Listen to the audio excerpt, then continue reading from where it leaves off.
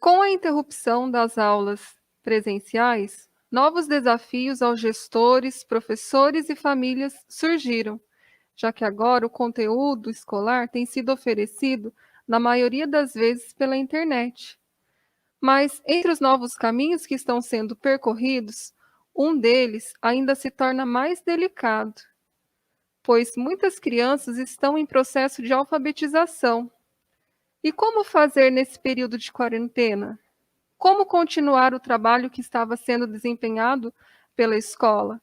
Sabemos que o principal foco é ter o envolvimento das famílias, usar ferramentas de comunicação disponíveis, se possível de livre acesso, criar materiais escritos, em vídeos ou em áudios, para orientação aos responsáveis, sugerir o uso de materiais comuns que os alunos possam ter em suas casas ou em acesso virtual.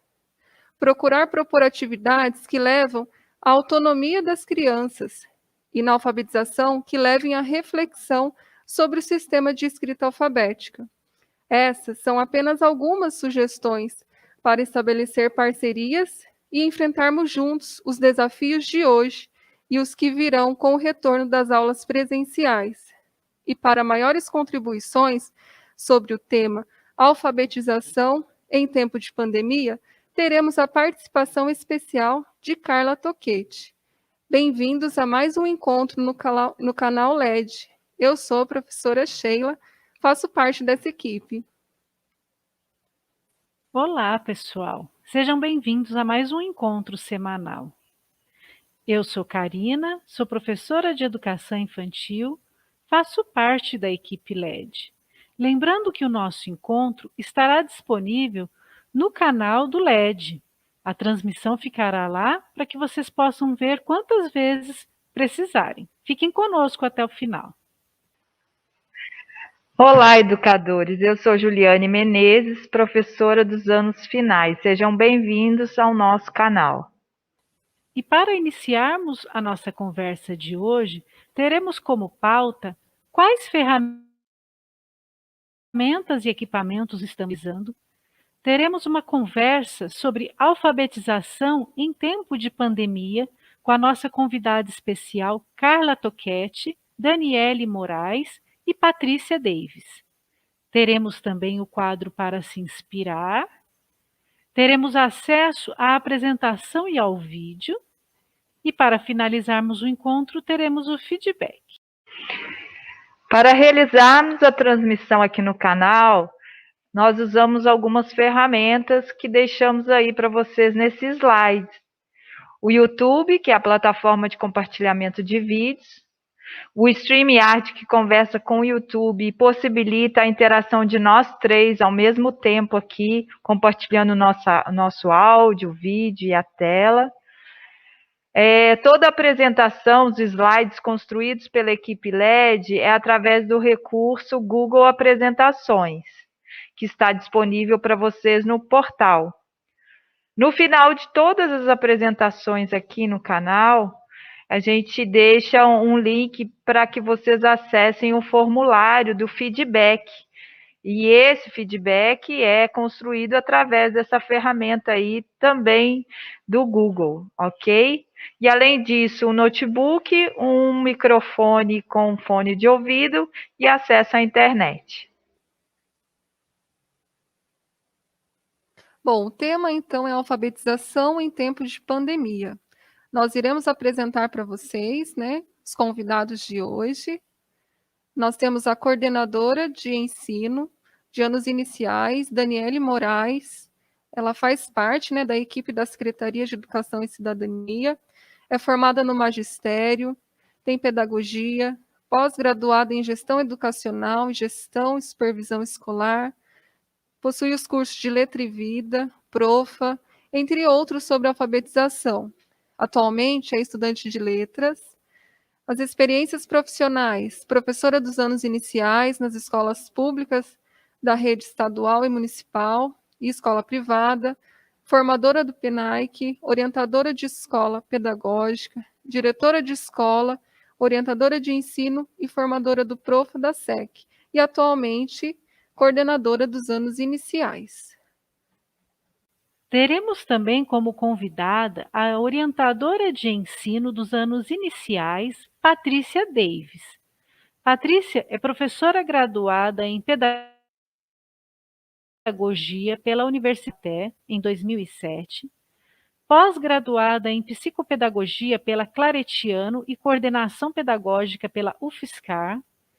Tem também a formação de Psicologia na Anhanguera, está cursando Letras em Campos Elíseos e é mestre em Educação pela Unital.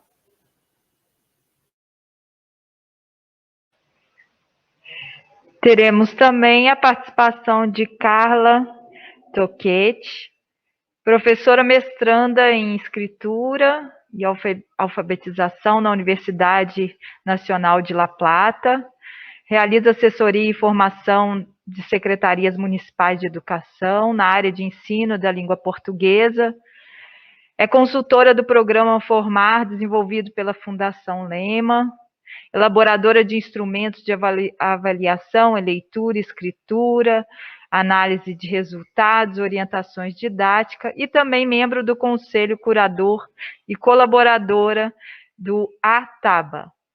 Aí, Carla, com o seu currículo completo, com a participação hoje aí no nosso canal.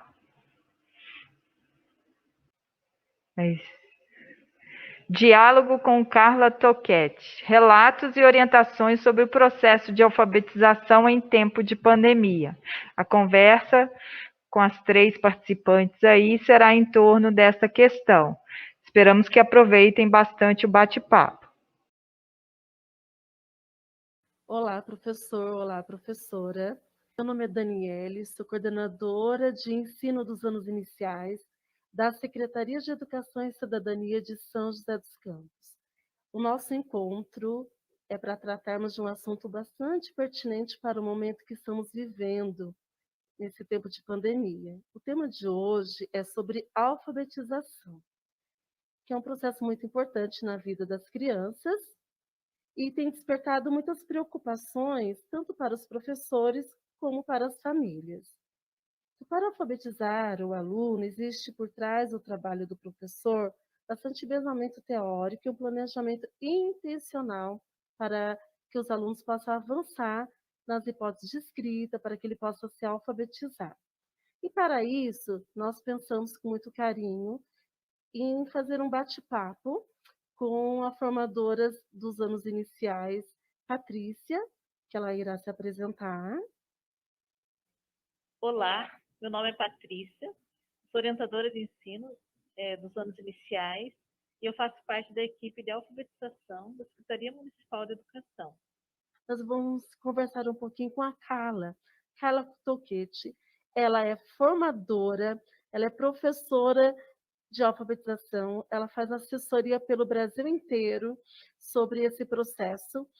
Ela também está cursando o mestrado na Universidade de La Plata. Ela é da equipe da Thelma Vaz, né, sobre o processo de alfabetização e vários outros contextos que o currículo dela é bem grande. Então, resumindo, nós vamos apresentá-la e vamos conversar um pouquinho sobre esse processo. Muito obrigada, Carla, bem-vinda. É um prazer estar aqui com vocês, queria agradecer o convite e dizer que bom, né, da abertura desse espaço para a gente poder conversar um pouco desse tema, né, que tem sido tão importante nesse momento que a gente está vivendo, né, em tempos de pandemia, vamos pensar no trabalho de alfabetização. Carla, muito obrigada pela sua presença. Hoje nós vamos conversar um pouquinho sobre esse tema tão pertinente para esse momento que estamos vivendo. E nós vamos iniciar com algumas perguntas e nós vamos fazendo esses encaminhamentos para que possamos contribuir para a formação do professor, tá bom? Então, a primeira pergunta seria, né, como atingir os alunos que não têm acesso aos recursos digitais nesse momento de pandemia? Bom, então vamos lá. Penso que tem algumas questões importantes para a gente marcar já nesse início da nossa conversa. Uma coisa que a escola, e aí pensando na figura do professor, coordenador, diretor e toda a equipe, a escola precisa ter claro, antes de qualquer coisa, que esse trabalho que a gente está propondo em contexto remoto, ele não é uma substituição da aula presencial. Então, o que a gente está fazendo é um trabalho para que a gente continue apoiando o avanço e a aprendizagem das crianças e pensando num trabalho que possibilite que as crianças continuem mantendo esse vínculo com a escola. Então, é muito importante que nesse momento o trabalho seja pensado para que esses vínculos sejam garantidos. E quando eu falo nesses vínculos, eu estou falando do vínculo da escola com a família, das crianças com seus professores, das crianças com seus colegas. Então, são todos esses vínculos que são construídos, né, e que precisam ser mantidos, que precisa acontecer durante esse trabalho em contexto remoto. Então, por exemplo, as crianças que não têm acesso à internet, que não têm os recursos tecnológicos para acessar a internet, enfim, a escola precisa se organizar para possibilitar que as crianças tenham acesso a esses materiais de forma impressa. Então, por exemplo, penso que nesse momento, depois desse tempo, né, que nós estamos já em quarentena, que, aliás, é bastante tempo, né, a escola já tem esse levantamento. Então, é muito importante que a escola tenha esse levantamento da escola como um todo e que cada professor tenha, por exemplo, uma planilha em que ele saiba o aluno que acessa, o aluno que não acessa, o aluno que acessa, quais são, por exemplo, os recursos que têm sido usados para manter contato com essa família e com esse aluno, e os alunos que não acessam, de que forma, por exemplo, a escola tem entrado em contato com essas crianças, né?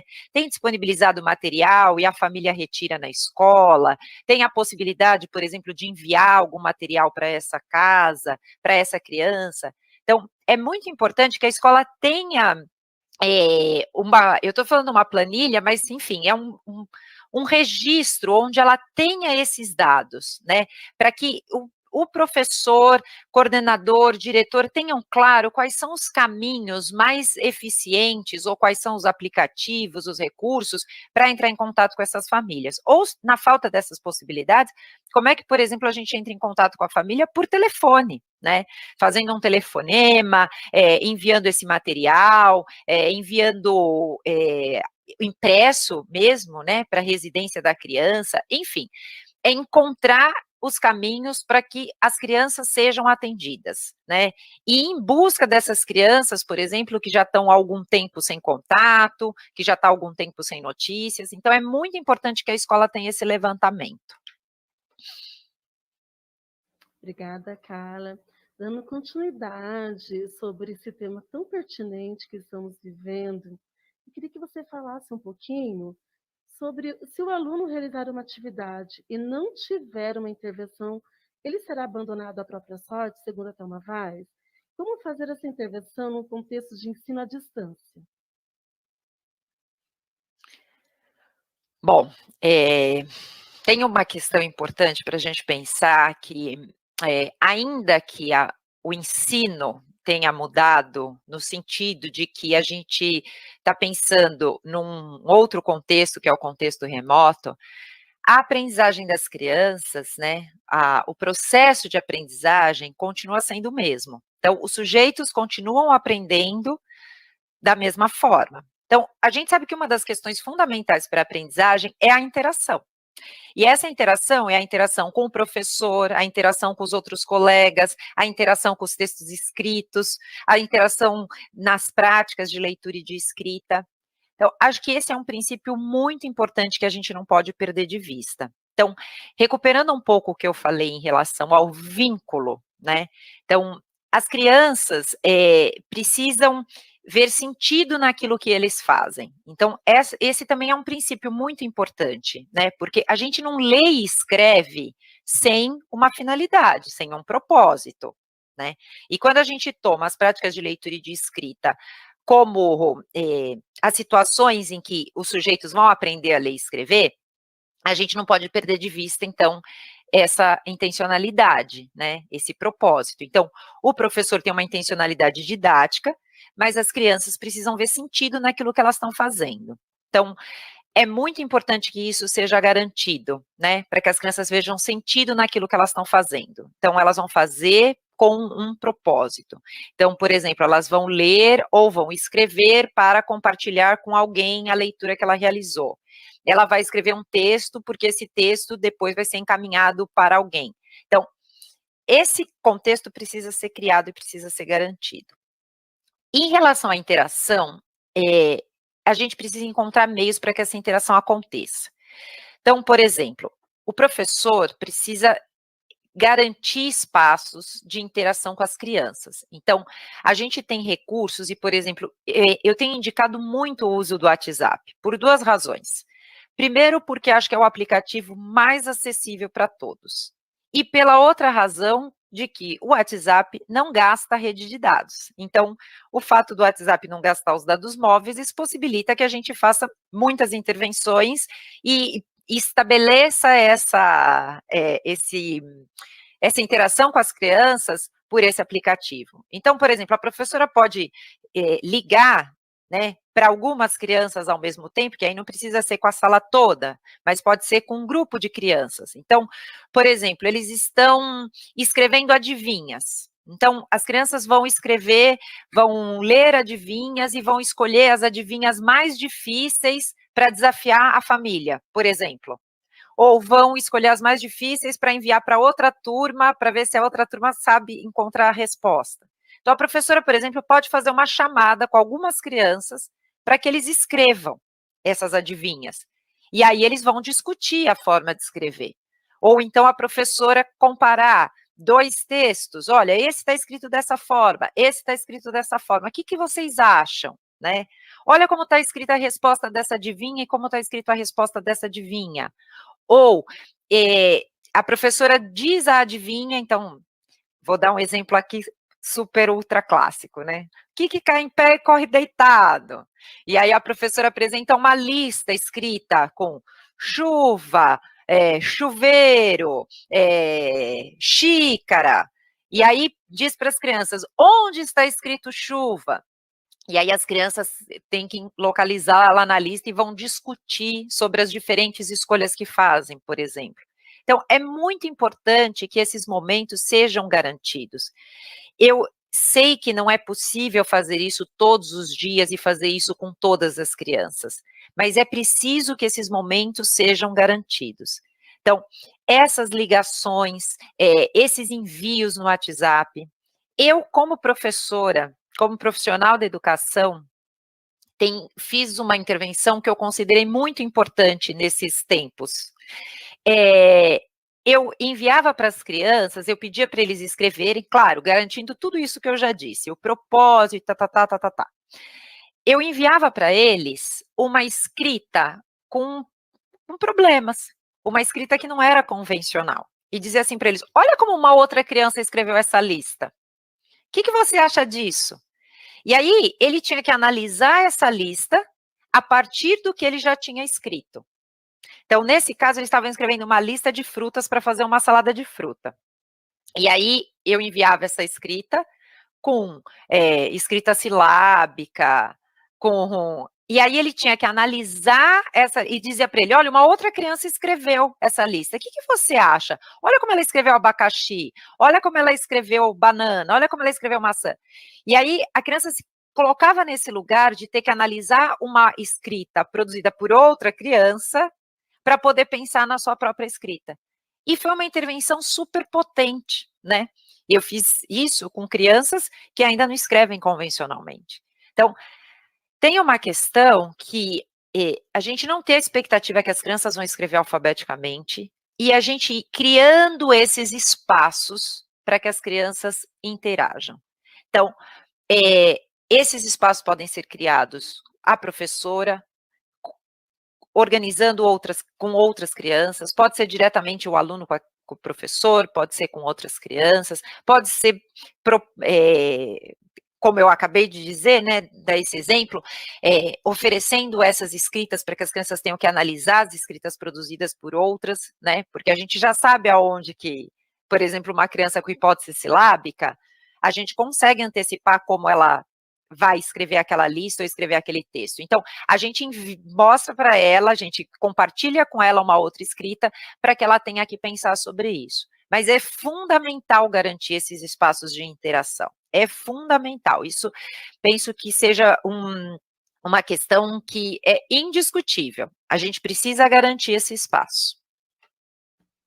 Carla, a gente sabe da importância do trabalho com nome próprio nesse período de alfabetização.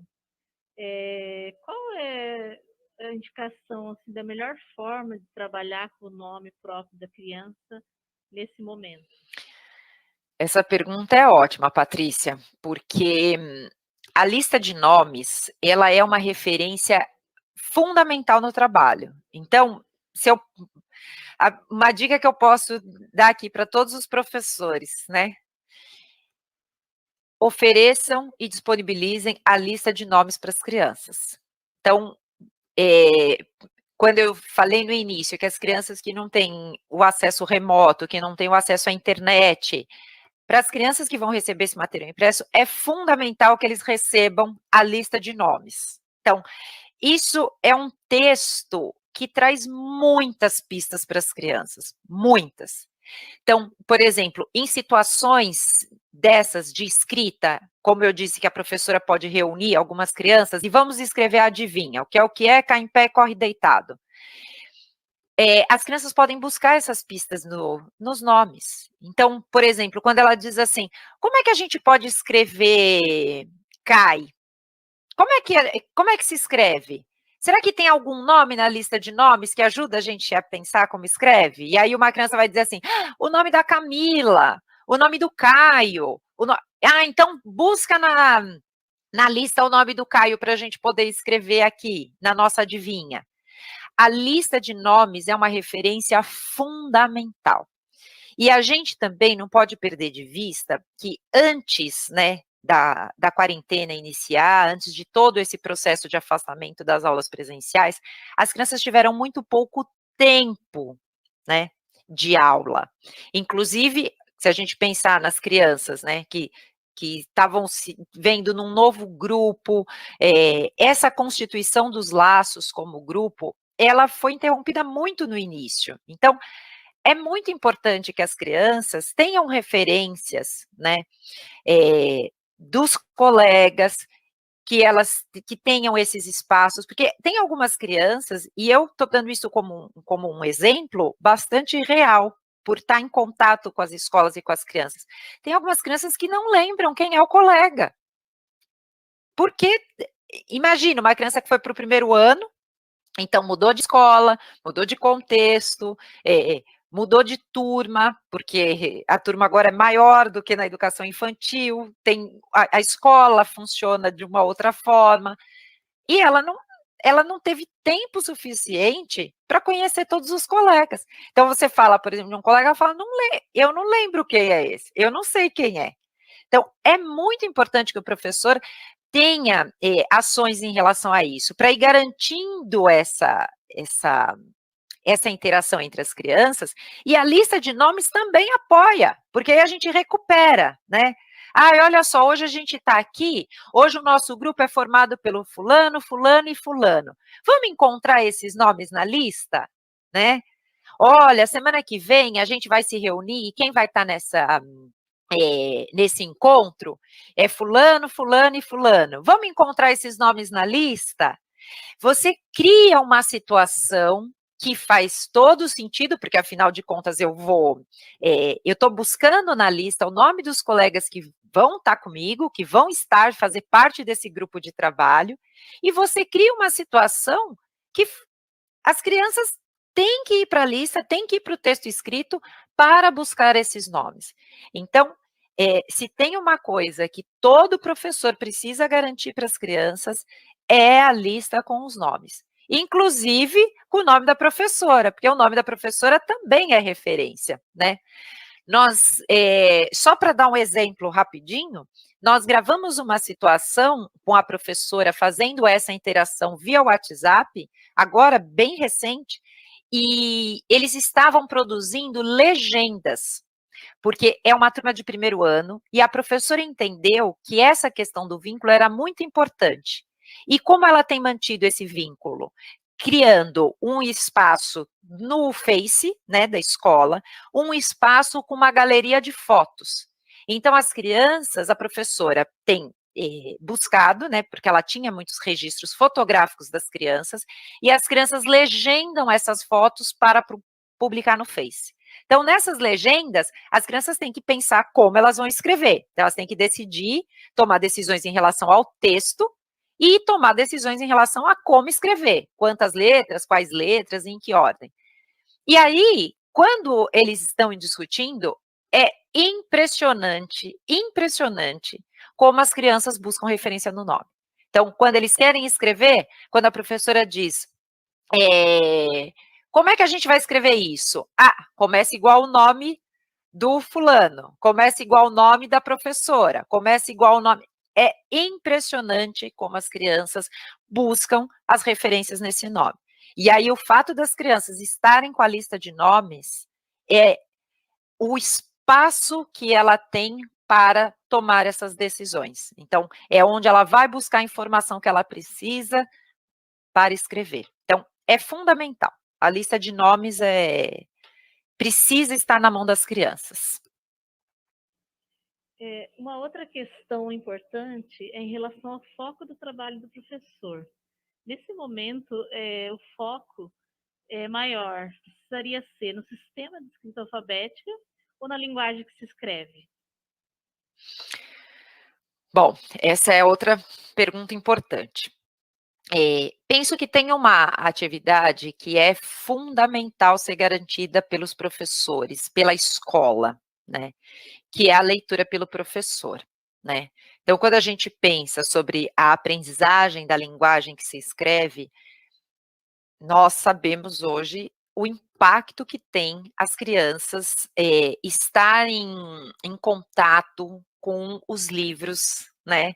Com a linguagem escrita presente nos livros, especialmente nos livros literários. Então, é fundamental que essa atividade seja garantida.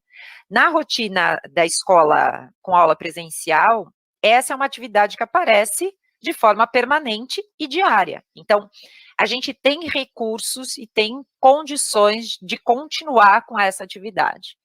Então, o professor pode gravar lendo para as crianças, não precisa ser textos com uma extensão menor, eu posso gravar um texto com uma extensão maior e ler em trechos, posso ler em capítulos, e aí eu tenho diferentes possibilidades de fazer essa leitura chegar para as crianças, né? Eu tenho o recurso do áudio, eu tenho o recurso do vídeo, eu tenho o recurso, por exemplo, de indicar, porque tem muitas leituras interessantes, bem feitas, de muita qualidade, disponíveis na internet, então eu posso indicar o link para que as crianças acessem, e eu posso também enviar os livros para as crianças. E esses livros podem ser enviados, por exemplo, para as crianças, né, considerando aquelas que não têm acesso, com recadinhos da professora, por exemplo, né? E não precisa ser uma grande, não precisa ser uma carta, um tratado, pode ser um bilhetinho com um post-it, né? João, esse livro é muito engraçado. João, esse livro me lembrou o conto da Branca de Neve, porque também aparece uma bruxa malvada, né? Também tem uma madrasta malvada que... Isso faz com que as crianças continuem cada vez mais se aproximando da linguagem escrita, da linguagem típica dos textos literários. Então, isso é fundamental, garantir essa situação.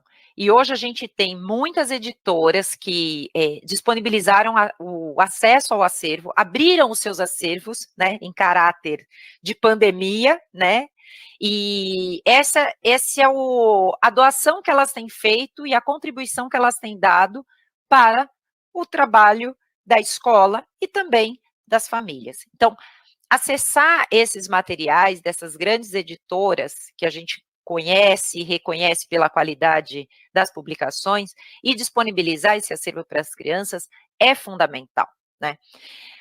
E pensando ainda na pergunta que a Patrícia fez, tem uma questão que é muito importante, que assim, a gente não pode muito...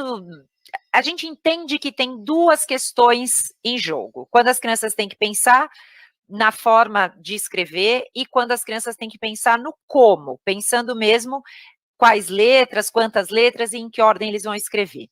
Mas, por exemplo, esse exemplo que eu acabei de dar, da professora de primeiro ano, que está construindo com as crianças um espaço de publicação das fotos, um mural de fotos com momentos vividos na escola, né?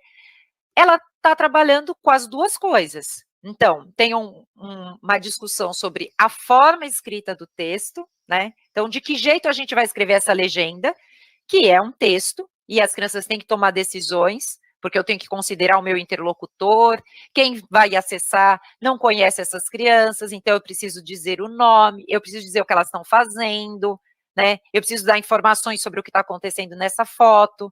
Então, eles tomam decisões em relação ao texto, né? E depois, definido o texto, eles vão discutir como escrever.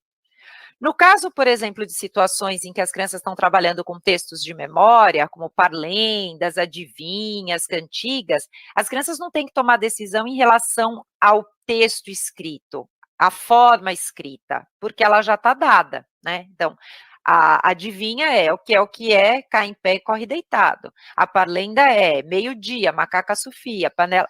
Então, eles não têm que tomar decisões em relação a essa forma escrita, mas eles têm que tomar decisão em relação a como escrever. Então, a minha posição, Patrícia, é que o professor precisa organizar uma proposta em que as crianças vejam sentido naquilo que eles estão produzindo. Então, tem que criar um contexto comunicativo independente do que eles vão escrever ou ler. As crianças têm que ver sentido. E o que eu estou dizendo de fazer sentido? Eles escrevem para alguém, eles leem para alguém, eles leem para alguma coisa, eles escrevem para alguma coisa. Então, tem uma finalidade, tem um interlocutor, tem um espaço de circulação, né? Onde esse texto vai ser publicado? E isso é muito importante para que as crianças tomem essas decisões, tanto em relação à forma escrita, quanto em relação à forma de escrever, pensando em quais letras, quantas, em que ordem. Porque nesse momento, quando eu estou escrevendo para alguém, isso implica que eu preciso escrever da melhor forma que eu posso. E que não é a mesma coisa de eu tenho que escrever porque o professor mandou essa atividade e eu tenho que fazer essa atividade para o professor. As crianças não produzem da mesma forma se eu propor, por exemplo, uma situação em que eu digo para elas, nós vamos escrever as adivinhas que nós consideramos mais difíceis para desafiar os colegas da outra turma.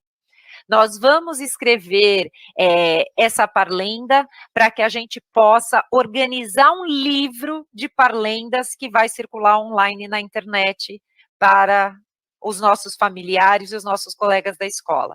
Não é a mesma coisa do que dizer, você vai escrever essa parlenda, ou você vai escrever essa lista, ou você vai escrever essa adivinha, porque veio um papel dizendo que é para você escrever, porque a professora pediu para você escrever, porque a escola disse que é para você escrever. Faz muita diferença isso. E é muito importante a gente considerar isso ao enviar as propostas, ao organizar as propostas de trabalho com as crianças.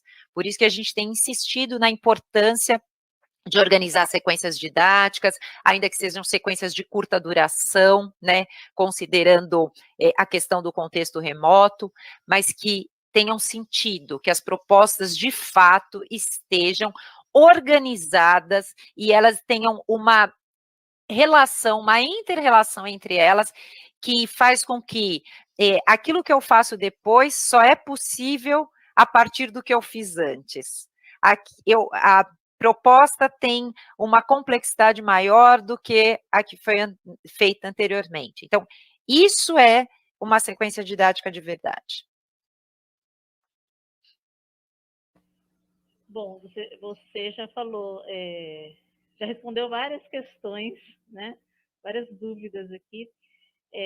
Nós sabemos que o professor ele tem um trabalho todo planejado, né? Com intervenções, tem toda uma intencionalidade didática por trás do trabalho do professor.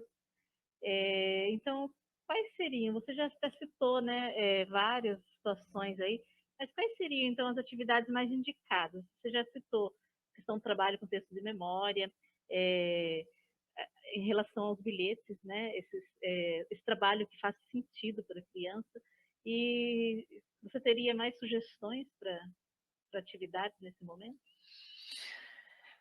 É verdade, eu fui falando, né? Bom, acho que só para recuperar, então, Patrícia, você já foi fazendo um pouco esse movimento, né? Vou me apoiar nesse seu movimento de recuperação, de retomada da fala. Então, essa leitura pelo professor, ela é muito importante. Eu vou dizer para vocês, né, novamente, vou me colocar aqui como exemplo para dizer que é possível. Eu tenho feito gravação para as crianças pelo WhatsApp, gravando áudio, lendo livro em capítulos para as crianças, e depois a gente conversa sobre. Então, é super possível isso, é super possível. E eu tenho feito isso com crianças de 6 anos, crianças que são do primeiro ano. Então, eu gravo a leitura para as crianças, depois a gente abre um espaço de conversa sobre, as crianças gravam áudio, né?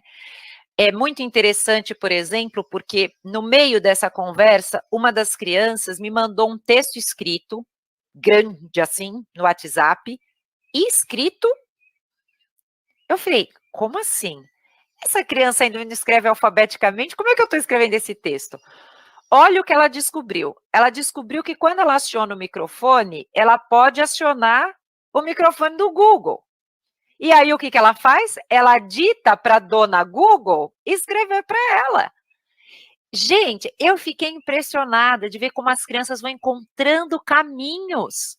Porque ao invés dela gravar o áudio, né, eu vou mandar um texto escrito para a professora, porque nesse momento eu estou fazendo papel de professora, né?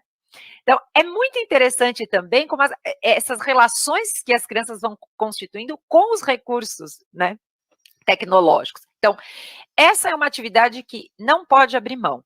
Inclusive, depois, meninas, posso disponibilizar para vocês, para que vocês disponibilizem para a rede, algumas dicas. Então, olha, só para dizer, algumas editoras, a Brinkbook é uma editora que está disponibilizando os livros semanalmente. A editora Pulo do Gato, que é uma editora que eu gosto muito, disponibilizou várias obras, tem enviado por e-mail, inclusive com orientações de leitura, com dicas para o professor, tem feito um trabalho precioso. A Companhia das Letras tem alguns livros também que estão disponíveis.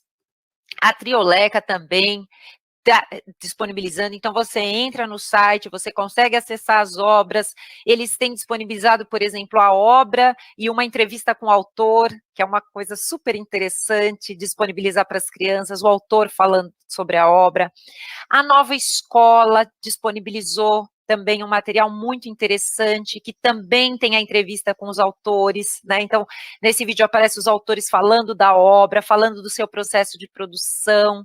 Isso é super, se nós, como leitores adultos, né, leitores mais experientes, nos encantamos de ouvir o autor falando sobre a obra, sobre o seu processo de produção, imagina o quanto isso é importante para as nossas crianças, né, que são leitores iniciantes. Então, essa aproximação com o autor e com a obra é fundamental, então disponibilizar, né, enfim, então, a gente tem aí muitas possibilidades para garantir que as crianças tenham acesso a obras de boa qualidade literária. Então, essa é uma atividade fundamental, né? E aí o professor encontra qual é o caminho melhor, ou como ele se sente mais à vontade para fazer essa leitura para as crianças. A outra coisa que a gente falou aqui, Patrícia, é o trabalho com os nomes próprios. Então, a lista de nomes para as crianças tem que disponibilizar.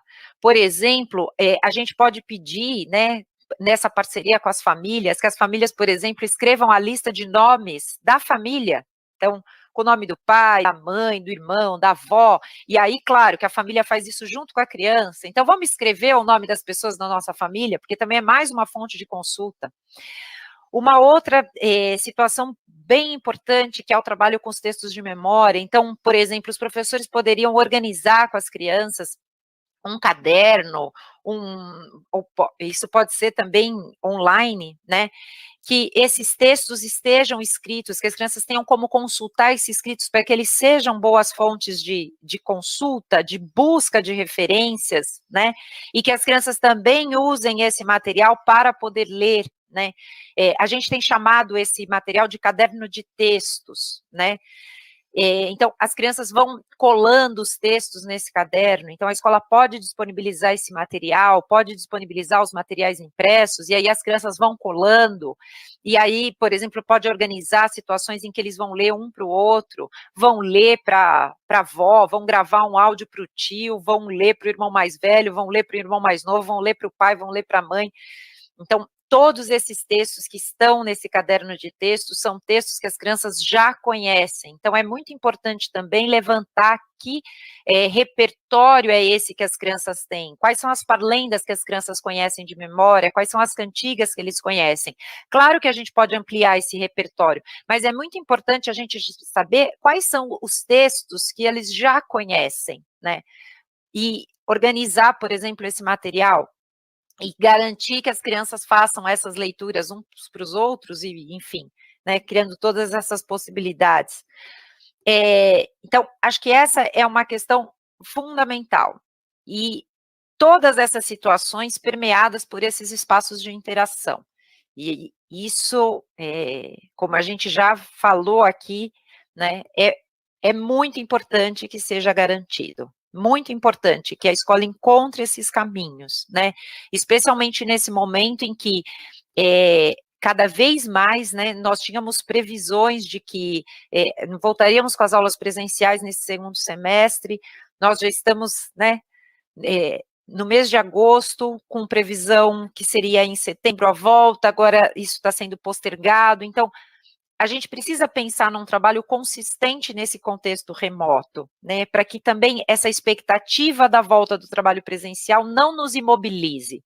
Então, acho que essas são algumas possibilidades que, garantidas, como atividades permanentes, como o professor sempre realizando com as crianças, vai ser uma grande contribuição para que as crianças sigam avançando, para que as crianças sigam pensando sobre como se escreve, e principalmente que as crianças continuem participando de situações de leitura e de escrita, porque isso é fundamental, que eles continuem atuando e se colocando nesse lugar de leitores e escritores, né, para que eles aprendam a ler lendo e aprendam a escrever escrevendo. Então, atuar como leitor e escritor, ainda que eles não sejam escritores e leitores convencionais, é muito importante que eles se vejam nesse lugar, que eles estão lendo e estão escrevendo com propósitos. E em relação ao diagnóstico, você considera importante fazer diagnóstico nesse momento, ter um diagnóstico pontual sobre a hipótese de escrita das crianças?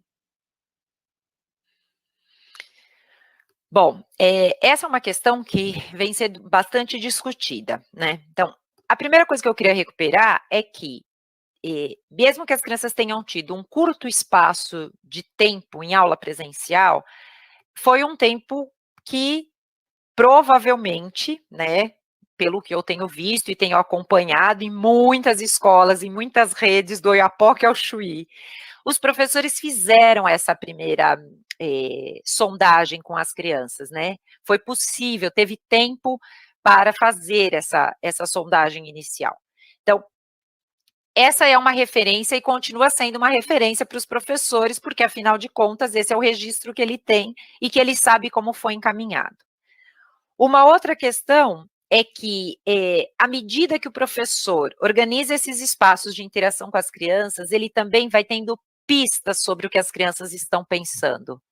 Então, quando eu dou esses exemplos, que a gente tem acompanhado professores fazendo essas interações, essas discussões com as crianças já dão todas as pistas e todas as informações que a gente precisa para saber o que elas estão pensando, onde elas avançaram, sem necessariamente ter que criar uma situação de avaliação diagnóstica, para saber exatamente o que as crianças sabem.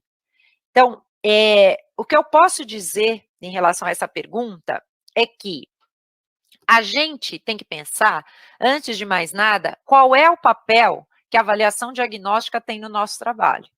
Então, para que a gente faz sondagem com as crianças? Para a gente saber o que as crianças pensam e sabem em relação ao sistema de escrita, né? Para poder pensar em situações que, de fato, as crianças possam avançar no seu conhecimento, continuem avançando na sua aprendizagem em relação ao sistema. Então, essa é a grande, o grande propósito da avaliação diagnóstica, porque a gente quer saber o que eles pensam e sabem para saber quais são as necessidades de aprendizagem, para que as crianças sigam avançando, né? Que as propostas sejam ajustadas às necessidades de aprendizagem dos alunos. Então, o professor precisa pensar se é possível criar essa situação, porque eu vou dar um exemplo aqui, de uma escola que organizou essa situação e pediu para que os pais organizassem essa situação. Então, o que a escola fez?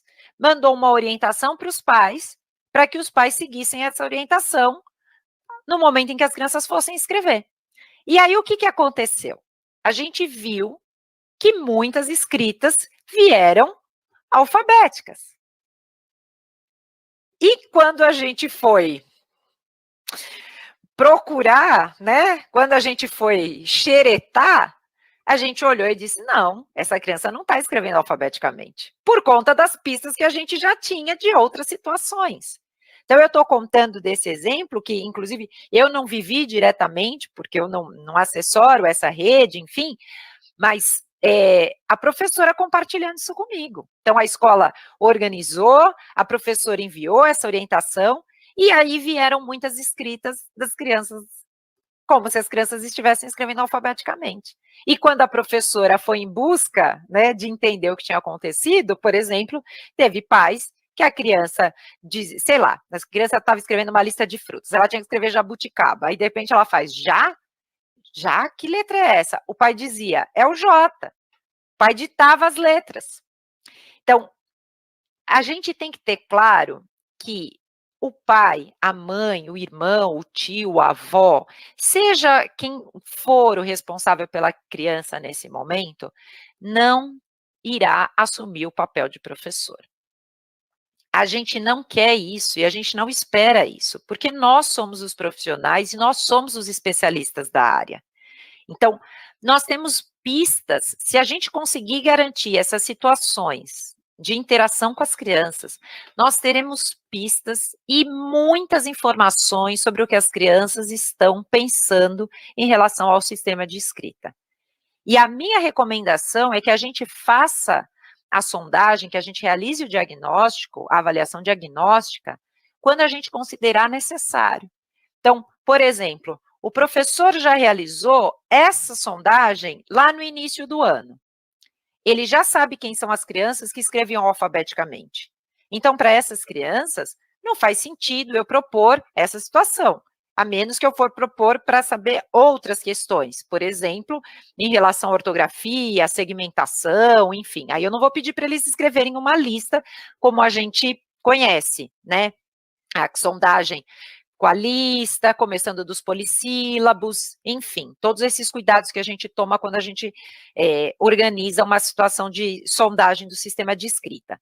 Então, o que eu estou querendo marcar aqui para o professor é que a sondagem, né, a avaliação diagnóstica não é a única informante dos saberes das crianças.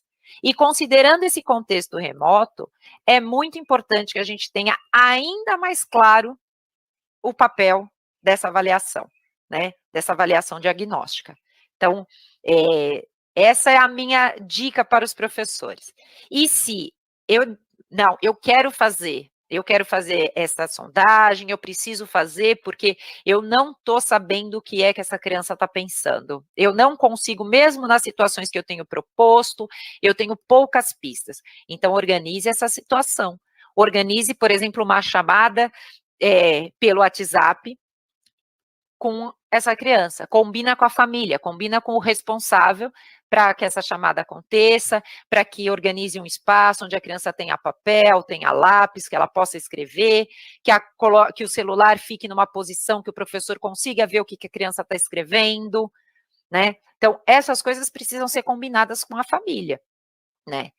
Mas considerar que nós já temos muitas informações dadas pelas crianças durante o trabalho que está sendo proposto, e que o professor tem que continuar fazendo os seus registros, né, a partir dessas interações, para que ele saiba quais são as informações. Eu vou contar uma coisa que eu fazia quando eu era professora de sala de aula. Eu continuo sendo professora, mas quando eu era professora de sala de aula, com as crianças no primeiro ano, eu tinha um caderno, e em cada página era dedicada a um aluno. Então, eu tinha um espaço no caderno onde eu fazia as anotações coletivas, claro, mas eu tinha uma página para cada aluno. Então, Ana Beatriz, Bianca, o que acontecia? Eu ia fazendo as anotações ali.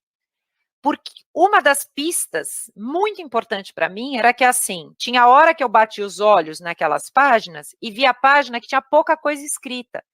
Isso era a pista que eu precisava de que, assim, eu estou com pouca informação sobre o Marcelo. Eu preciso acompanhar o Marcelo mais de perto. Então, eu estou compartilhando, claro que vocês vão dizer, Carla, mas você fazia isso na situação da aula presencial e tudo mais, mas o professor precisa continuar tendo as suas anotações nesse contexto remoto. Então, se esse não é o melhor jeito de anotar, ainda mais porque a gente está no contexto remoto, é para fazer uma bela tabela no computador e ir acompanhando, mas que esses registros continuem acontecendo, para que a gente não coloque nas costas da sondagem, da avaliação diagnóstica, é o único instrumento que o professor tem para fornecer as informações do que as crianças pensam e sabem sobre a escrita. Não é verdade. Então, vamos colocar essa avaliação diagnóstica, vamos colocar essa sondagem para saber o que as crianças pensam e sabem sobre o sistema no lugar devido, né? Num lugar em que, de fato, apoie o trabalho do professor e que ajude o professor a continuar pensando no trabalho que precisa ser encaminhado. Carla, muito obrigada por sua contribuição.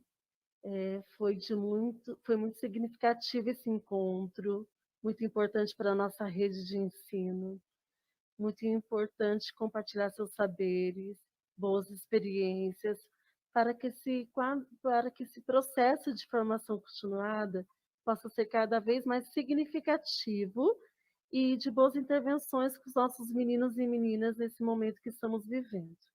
Muito obrigada, agradecemos de todo o nosso coração, gratidão por esse momento. Obrigada, meninas. Como eu disse, eu que agradeço poder estar aqui com vocês, viu? E é sempre muito bom a gente ter esses espaços, né, onde a gente pode pensar junto e, enfim, encaminhar o trabalho para que a escola continue acontecendo, né? A gente não perder de vista de que os prédios estão fechados, né, ou parcialmente fechados, mas a escola continua, né, o trabalho de ensino e de aprendizagem, o processo de aprendizagem precisa continuar, né. Então, obrigada, meninas, obrigada mesmo. Obrigada, Carla. Agradecemos aí imensamente a participação, né, especial da Patrícia, da Daniele, da Carla Toquete. Ficamos imensamente gratas com a participação de vocês no nosso encontro de hoje. Nesse slide, nós temos os links indicados pela Carla Toquete, né? Tem aí o link da editora Brinque, da editora Pulo do Gato, livros da Nova Escola, a Taba. Então, todos esses links foram indicados no relato da Carla e de suas vivências, tá certo? E como em todos os encontros a gente tem o cuidado de trazer informações valiosas que podem ir além do que foi mostrado aqui, nós temos a parte do Para se Inspirar. Trouxemos aí publicações da Nova Escola, a primeira delas é a Mala Viajante, como propor para sua turma à distância, e a segunda proposta é alfabetizar em tempos de coronavírus, como fazer. Então, para que vocês possam se aprofundar e complementar todo a conversa aí de hoje, ok? E como vocês poderão localizar a apresentação e o vídeo do encontro de hoje? No gg.gg/portalled, nós temos a aba Aprendizagens Inovadoras. Lá vocês podem localizar por ensino fundamental, EF, o título do encontro e a data. Com um clique, vocês serão direcionados à apresentação. Não é isso, Karina? Isso mesmo, Sheila. E também para quem quiser estar revendo aí o vídeo de hoje, ou para quem perdeu alguma parte, ou que não foi possível vir, que queira indicar aí também às colegas, é possível ter acesso a esse material de vídeo no canal do LED no YouTube, no gg.gg/canal LED. Nós temos lá a playlist do ensino fundamental, tá certo? É só estar procurando lá o videozinho e clicando que vocês podem estar revendo ele quantas vezes forem necessárias, tá bom? Chegamos ao momento final do nosso encontro de hoje aqui, né? Deixamos para vocês o link do feedback, o QR Code, para que vocês sejam direcionados ao formulário e possam contribuir conosco, né? Todas as informações, as opiniões, as críticas são super relevantes para o nosso trabalho. Agradecemos a participação de vocês, quem esteve ligado conosco até esse momento. Muito obrigada e até semana que vem. Agradecemos, então, imensamente a participação de vocês. Fiquem com Deus. Até semana que vem. Tchau, tchau. Aproveitem que estão no canal também e façam aí a inscrição no nosso canal, tá bom? Tchau, tchau. Obrigada, pessoal. Nós agradecemos, ficamos muito felizes com a participação da Daniele, da Patrícia e da Carla. Até um próximo encontro.